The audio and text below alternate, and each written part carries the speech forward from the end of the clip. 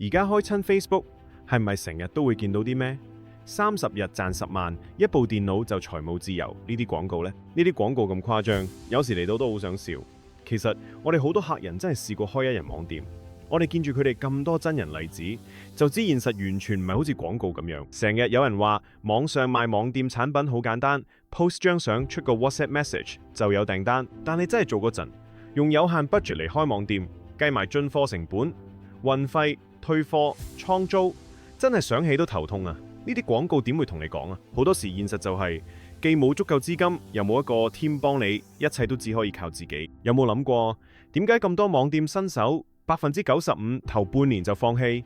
係咪方法唔啱，定係心態問題？其實大部分都係一開始就計劃得太簡單，衝得太快，見人話做啲咩爆款就死跟。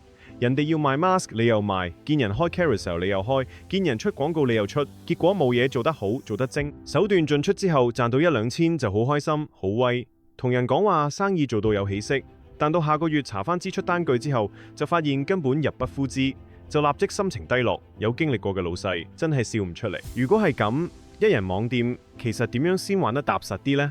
我俾一個建議你啊，細規模起步，唔好一開始做咁多種類，用最少囤貨量開始，先計好條數，計清楚個成本，明白自己就算 total lost 都係自己輸得起嘅金額，咁樣你就算失敗，你可以再嚟多一次，咁樣先叫做學到嘅，下次再做，成功率自然就提高啦。另外，唔好追求爆單貨品，反而應該逐步試市場，測下邊個客群啱你，邊款產品容易推，慢慢摸。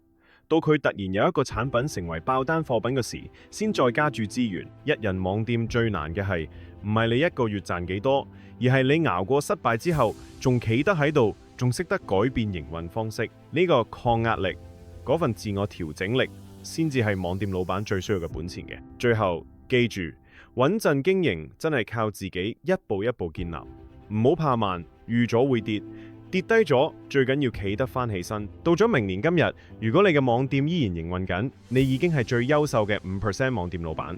希望下年我哋依然見到你，網店老闆們加油！